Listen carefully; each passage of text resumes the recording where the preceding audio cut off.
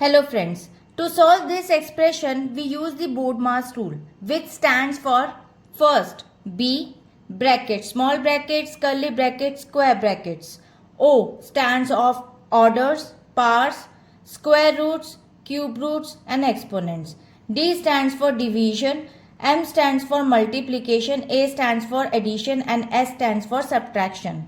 Now according to this BODMAS sequence, we'll break it down this expression by the step-by-step solution. Now the first step, solve the innermost round brackets. As you can see here, innermost round bracket says 4 plus 4 multiplied by 3.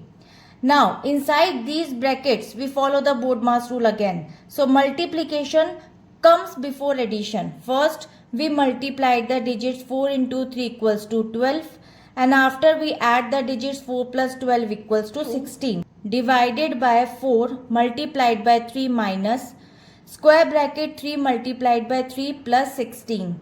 Second, solve the outer square brackets. You can see here all the brackets before moving to the outside operation. Now first we multiply 3 multiplied by 3 equals to 9. And after we add the digits 9 plus 16 equals to 25. Now the expression becomes 4 cube divided by 4 multiplied by 3 minus 25. Solve the orders, powers, exponents. Orders refers to the power or a square roots also. Now 4 cube is equal to 4 multiplied by 4 multiplied by 4 is equal to 64. And the now expression becomes 64 divided by 4 multiplied by 3 minus 25. Now the next step 4, perform the division and multiplication from left to right. Since division and multiplication have the equal priority, so we work from the left to right. Now first we divide the values and after we'll get 16 and after we'll multiply the values 48. Now the expression becomes 48 minus 25.